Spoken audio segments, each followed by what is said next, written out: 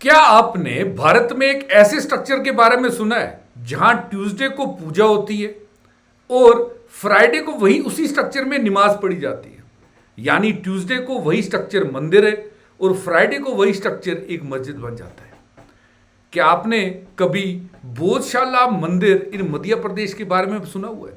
दरअसल ये मंदिर मध्य प्रदेश के धर डिस्ट्रिक्ट में है और ये एक डिस्प्यूटेड स्ट्रक्चर है जैसे अयोध्या था। लेकिन यहां पे एक छोटा सा डिफरेंस है। अयोध्या में ना पूजा होती थी ना तो नमाज पढ़ी जाती थी, लेकिन इसमें दोनों पक्ष, हिंदू पक्ष और मुस्लिम पक्ष, पूजा भी करते हैं और नमाज भी पढ़ते हैं। हिंदू का ऐसा मानना है कि यह बोधशाला मंदिर है जो गॉडेस सरस्वती जी का है। इसे परमारा के राजा किंग भोजा ने 11वीं सेंचुरी में बनाया हुआ था। वहीं मुस्लिम पक्ष का ऐसा कहना है कि यह कमाल मौला मस्जिद है। इसे सूफी सेंट कमाल मौला ने 14वीं सेंचुरी में बनाया हुआ है। इन्हीं दो बातों के करके यह स्ट्रक्चर डिस्प्यूटेड हो जाता है। 2003 में आर्कोलॉजिकल सर्वे ऑफ इंडिया एक ऑर्डर के तहत, जो ये ऑर्डर आप मेरे पीछे देख पा रहे हैं, ये ऑर्डर, इस ऑर्डर के तहत एक यूनिक अरेंजमेंट करता है। ऐसा यूनिक अरेंजमेंट दुनिया के किसी भी कोने में किसी भी जगह आपको मिलेगा नहीं। इस ऑर्डर के तहत ट्यूसडे को यह स्ट्रक्चर रिजर्व होता है हिंदूज के लिए और यहां पूजा ऑफर की जाती है। फ्राइडे को सेम स्ट्रक्चर रिजर्व होता है मुस्लिम्स के लिए। यहां पर दिन में 1 बजे से शाम के 3 बजे के बीच में नमाज पढ़ी जाती है। और ट्यूसडे और फ्राइडे के बिना जो बाकी दिन है वहां पर ये टूरिस्ट के लिए भी ओपन होता है। 1 रुपया टिकट है, आप भी यहां पर जा सकते हैं। तो अचानक से इतना जो ये पीसफुल माहौल चल रहा है, एक सेटलमेंट हुई है यहां पर, इसमें दिक्कत कहां से आ गई? दिक्कत आई इस महीने के कैलेंडर को लेकर। 23 जनवरी जो कि फ्राइडे है, इस दिन बसंत पंचमी है। हिंदू पक्ष का ऐसा कहना है कि वो बसंत पंचमी के दिन यहां पर पूरे दिन पूजा करना चाह रहे हैं और मुस्लिम पक्ष का ऐसा कहना है कि ये फ्राइडे है तो जैसा डिसाइड हुआ है वो लोग 1 बजे से लेकर 3 बजे के बीच में यहां पर नमाज पढ़ेंगे। तो इसीलिए यहां पर डिस्प्यूट आया। ऐसा ही डिस्प्यूट पहले भी आया था। तब एडमिनिस्ट्रेशन ने क्या किया था वो भी आपको बता दूंगा। तो रिसेंटली सुप्रीम कोर्ट में पिटीशन गई जहां पर हिंदू पक्ष का ऐसा कहना था कि वो पूरा दिन यहां पर पूजा करना चाह रहे हैं। सुप्रीम कोर्ट में एक केस काफी देर सुना गया और हमारे चीफ जस्टिस सूर्यकांत साहब ने यह अलाउ किया कि हिंदू पक्ष उसी दिन पूरे दिन यानी 23 जनवरी को बसंत पंचमी वाले दिन पूरा दिन यहां पर पूजा कर सकते हैं। वहीं क्योंकि एक सेटलमेंट भी है जहां फ्राइडे को हर बार मुस्लिम पक्ष आके यहां पर नमाज पढ़ता है, तो सुप्रीम कोर्ट ने यह कहा कि फ्राइडे को मुस्लिम्स के लिए एक अलग से जगह रखी जाएगी जहां पर वो लोग पीसफुली अपनी नमाज भी पढ़ सकते हैं। लेकिन सुप्रीम कोर्ट ने कुछ कंडीशंस लगाई हैं। लेकिन इन कंडीशंस में एक कंडीशन बड़ी अहम है। जो भी व्यक्ति यहां पर नमाज पढ़ने आएंगे उनको 3 दिन पहले ही यानी आज से ही अपने नाम देने शुरू करने हैं। वहां पर उनकी पूरी आइडेंटिफिकेशन की जाएगी।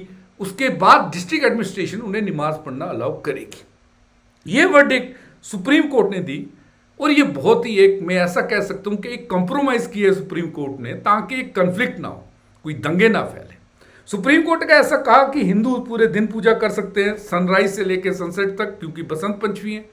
वहीं मुस्लिम पक्ष से कहा कि आप नमाज पढ़िए, लेकिन आपके लिए एक डेजिग्नेटेड एरिया है, एक सेपरेट एरिया रखा जाएगा इसी कॉम्प्लेक्स में जहां आप नमाज पढ़ेंगे। आपके लिए एक सेपरेट एंट्री होगी, सेपरेट एग्जिट होगी ताकि कोई क्लैश ना हो। यानी सुप्रीम कोर्ट ने यहां एक बहुत बढ़िया उदाहरण दिया है को एग्जिस्टेंस का। एक ही स्ट्रक्चर, हिंदूज वहां पूजा भी कर रहे होंगे और मुस्लिम्स आकर वहां पर नमाज भी पढ़ेंगे।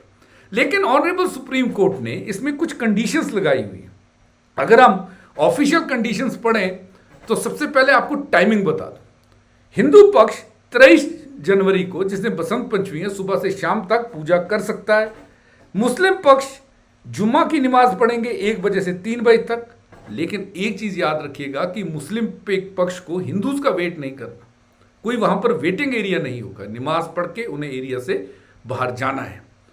दोनों जगह एक ही टाइम पे, आप सोचिए एक ही स्ट्रक्चर में पूजा भी हो रही है, नमाज भी पढ़ी जाएगी। इससे बड़ा कोई एग्जिस्टेंस का एग्जाम्पल आपको कहीं मिलेगा नहीं। सेपरेट एंट्रेंसेज होंगी दोनों की, एग्जिट भी सेपरेट किया जाएगा। और याद रखिए दोनों पक्षों को कहा गया है कि आपने सेपरेट एंट्री और एग्जिट यूज करना है।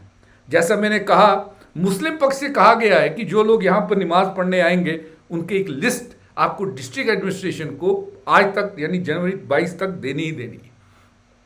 उसी के बाद वहीं पर यह कहा गया कि डिस्ट्रिक्ट जो एडमिनिस्ट्रेशन है वो वैलिड पासेस इशू करेगा आइडेंटिफिकेशन देख के। उन्हीं वैलिड पासेस के थ्रू एंट्री अलाउ होगी नमाज पढ़ने के लिए।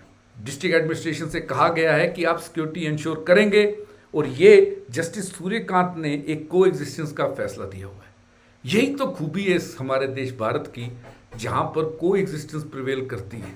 यही हमें अलग करता है बांग्लादेश और पाकिस्तान से। आपको ऐसा लगता है या नहीं, मुझे कमेंट सेक्शन में जरूर बताइएगा। लेकिन जैसे मैंने कहा कि पहले भी ऐसा हो चुका है, जब क्लैश हुआ था, ऐसा ही क्लैश 2006 और 2013 में भी हुआ था, लेकिन तब को एग्जिस्टेंस सुप्रीम कोर्ट तक बात नहीं पहुंची थी। पुलिस ने पूरा स्ट्रक्चर ही खाली करवा दिया गया था। ना तो इस दिन यहां पर पूजा हुई थी, ना तो नमाज पढ़ी गई थी, क्योंकि पुलिस को ऐसा डर था कि यहां पर राइट्स हो सकते हैं। वहीं आगे बढ़ने से पहले और बाकी थोड़ी जानकारी देने से पहले आपसे एक चीज शेयर कर दूं। यदि आप यूपीएससी की तैयारी कर रहे हैं तो इस रिपब्लिक डे पे अनअकैडमी आपके लिए ऑफर लेके आया है। हमारी सब्सक्रिप्शंस पे यूपीएससी की फ्लैट 55% ऑफ मिल रहा है। आप डिस्क्रिप्शन में दिए गए लिंक पे क्लिक करेंगे, आप ये पाएंगे कि 19,999 रुपए में आपको इंडिया के बेस्ट एजुकेटर से यूपीएससी की तैयारी करने का मौका मिल रहा है। वहीं अगर आप अपनी तैयारी को चेक करना चाह रहे हैं तो जनवरी 31 को अनअकैडमी अपना प्रीलिम्स मॉक टेस्ट लेके आया है। आप सुबह 9:30 बजे और दिन में 2:30 पे इस टेस्ट में रजिस्टर करके अपनी तैयारी को चेक कर सकते हैं।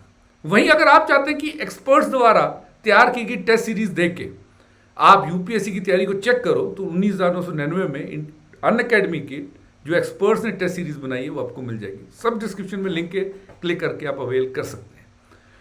अभी जैसा मैंने आपसे कहा कि एक बार पहले मध्य प्रदेश हाईकोर्ट ने मार्च 2024 में आर्कोलॉजिकल सर्वे ऑफ इंडिया को कहा था कि आप ये, क्योंकि एक डिस्प्यूटेड स्ट्रक्चर है, आप एक सर्वे कीजिए और ये देखिए कि यहां पर आपको क्या मिलता है, क्या हिस्ट्री आपको यहां से मिलती है, क्या ये हिस्ट्री सचमुच को एग्जिस्टेंस लाइक है या यहां पर कुछ और ही था।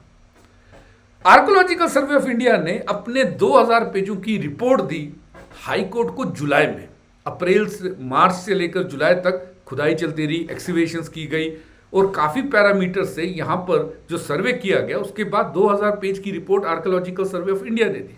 इस रिपोर्ट में क्या था, आर्कोलॉजिकल सर्वे ऑफ इंडिया का ऐसा कहना है कि 94 स्टैच्यूज मिले हैं, स्कल्पचर्स मिले हैं, 106 पिलर मिले हैं जिन पे हिंदू डाइटीज गणेश, ब्रह्मा और नरसिम्हा जी के चित्र बने हुए हैं। वहीं उन्होंने कहा काफी सारे ऐसे पिलर्स है जहां पर संस्कृत इंस्क्रिप्शंस भी हैं। तो ये चीज तो यहां पर प्रूव होती है कि 11th सेंचुरी में यहां पर एक मंदिर था और उसी के बाद 14th सेंचुरी में सेम जगह पर एक मस्जिद भी बनाई गई। तो ये आर्कोलॉजिकल सर्वे ऑफ इंडिया ने अपनी रिपोर्ट में कहा हुआ है। उसी के बाद आपको जैसा बता दूं, क्योंकि इशू इतना ज्यादा संवेदनशील है, मध्य प्रदेश गवर्नमेंट ने सुप्रीम कोर्ट के कहने पर इस पूरे एरिया को छावनी में बदल दिया। सिक्योरिटी बहुत ज्यादा टाइट है, क्योंकि पहला बार पूरे इंडिया में, मेरे ख्याल से वर्ल्ड में, एक ऐसी एग्जाम्पल होगी जहां पर को एग्जिस्टेंस होगा। एक ही दिन पर नमाज और पूजा पढ़ी जाएगी। सिक्योरिटी बहुत ज्यादा जरूरी है, क्योंकि ऐसे काफी लोग होंगे जो इस को एग्जिस्टेंस को तोड़ना चाहेंगे। तो इसीलिए अगर आप न्यूज में देखेंगे तो यहां पर आपको सिक्योरिटी बहुत ही ज्यादा बीफ्ड अप मिलेगी। आपका इस इशू के बारे में क्या कहना है, मेरे को कमेंट सेक्शन में जरूर बताइएगा। और यदि आपको यूपीएससी की तैयारी से जुड़ी हुई और वीडियोस देखनी है तो इस चैनल को सब्सक्राइब भी कर लीजिएगा। Let's crack it guys.